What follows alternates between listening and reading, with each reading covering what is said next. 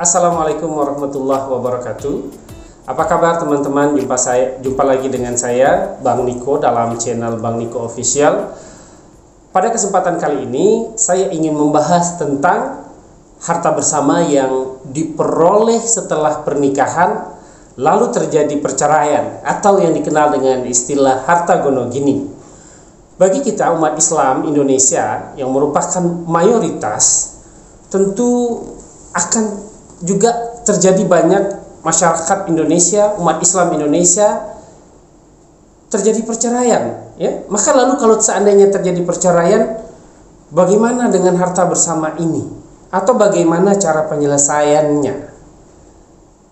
Karena nasib di antara kita tentu berbeda-beda. Mungkin ada yang rumah tangganya langgeng sampai akhir hayat, atau mungkin rumah tangganya mengalami perceraian dan itu sebuah keniscayaan. Nah, bagi kita umat Islam Indonesia, ya, yang rumah tangganya ini terjadi perceraian, bagaimana sih kita menyelesaikan terkait harta gono gini ini atau harta bersama yang kita dapat setelah pernikahan lalu terjadi perceraian?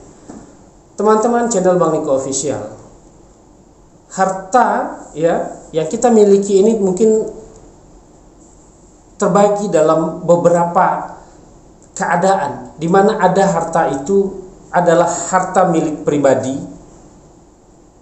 bisa kita dapat sebelum pernikahan, bisa kita dapat dalam warisan dari orang tua.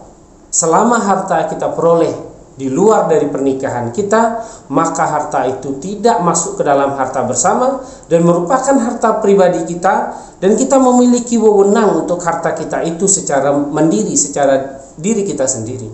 Baik itu harta bawaan yang dibawa oleh suami atau dibawa oleh istri selama atau sebelum terjadinya pernikahan.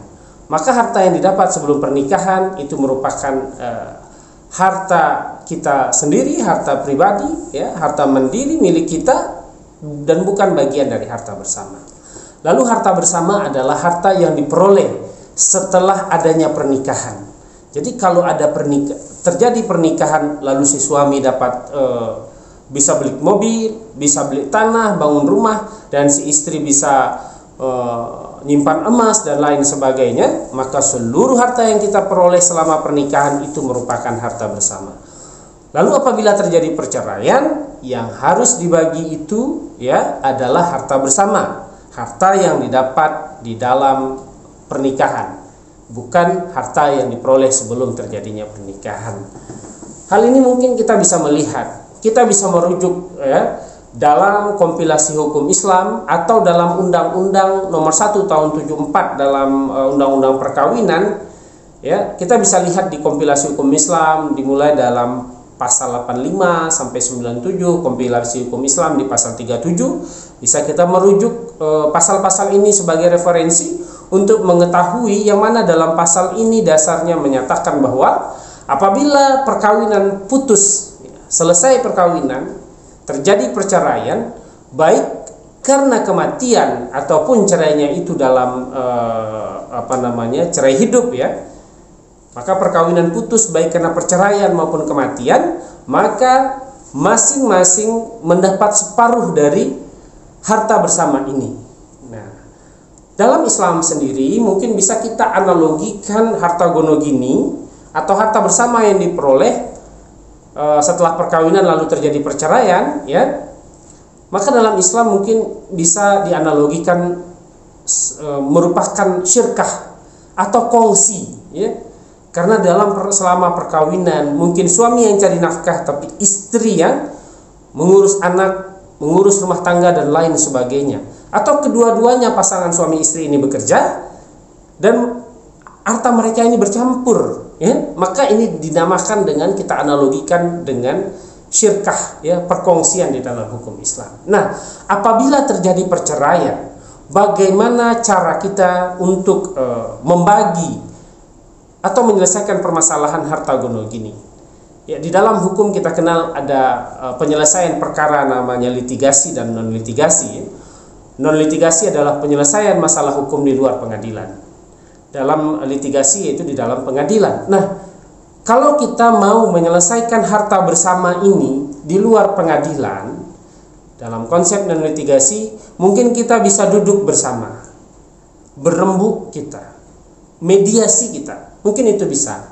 Kalau terjadi perembukan, terjadi kesepakatan bersama, dan itu tidak harus separuh masing-masing, tidak harus 50-50, mungkin sebagian sepertiga, suami sepertiga, istri 2/3, atau sebaliknya, itu boleh-boleh saja. Bagaimana caranya? Nah, ini mungkin bisa saya berikan sedikit tips ya. Apabila kita ingin menyelesaikan harta gonogini kita di luar pengadilan, supaya tidak menyelesaikan masalah di dalam pengadilan, tidak sampai ke dalam ranah pengadilan, yang terpenting itu ada kelapangan dada, ya. Mari duduk bersama. Bagaimana caranya? Nah, mungkin pertama duduk bersama kita sepakati berapa bagian istri, berapa bagian suami. Itu disepakati. Maka kalau sudah sepakat, seluruh aset itu ya bisa dicantumkan kesepakatan ini dalam kesepakatan bersama, lalu dibikin notaril. Kesepakatan bersama yang dibuat di hadapan notaris, dibikin notarilnya, dibikin akta notarisnya. Lalu masing-masing aset mungkin kita bisa bikinkan surat kuasa dari notaris tersebut, maka silahkan diserahkan. Aset ini milik si istri, aset ini milik si suami, diserahkan masing-masing surat tanahnya atau surat kendaraannya, sehingga mereka masing-masing bisa menguasainya dengan surat kuasa yang kita buat di notaris tadi. Mungkin itu sedikit tips. Apabila dia surat tanah dalam konteks sertifikat, maka dengan surat kuasa ini salah satu pihak, suami atau istri yang mendapat tanah tersebut, bisa menjual langsung atau membalikkan nama langsung ke nama dirinya sendiri. Kalau SKGR tentu bisa dijual juga ke orang lain atau dengan surat kuasa tadi. Jadi ini salah satu tips. Dibikin akta kesepakatan bersama antara suami istri, lalu dibikin surat kuasanya masing-masing, bahwa si suami memberikan kuasa kepada istri untuk menguasai harta 1 dan 2 hal, dan si istri mendapat kuasa dari suami untuk harta 1 dan lain hal, untuk menguasai harta itu masing-masing. Kalau kesepakatan bersama ini tidak bisa dicapai, ya. Dan saya rasa kalau memang sepakat, ya tinggal dikasih saja aset itu dan surat-suratnya. Apabila butuh tanda tangan suami istri, silahkan kita minta tanda tangan mantan suami atau mantan istri, karena sifatnya ini merupakan sebuah kesepakatan. Lalu kalau ini tidak bisa diselesaikan di luar pengadilan dengan kesepakatan, maka kita harus menempuh ranah pengadilan, dan pengadilannya itu adalah pengadilan agama di lingkungan wilayah kita tinggal. Nah, dalam konsep beracara di pengadilan agama untuk harta bersama ini, nanti sebelum masuk dalam proses persidangan sebenarnya ada nanti agenda mediasi. Agenda mediasi ini juga sebenarnya hampir sama dengan non litigasi tadi, bisa menyelesaikan perkara tanpa masuk betul-betul ke ranah persidangan apabila ada kata sepakat damai dalam mediasi ini.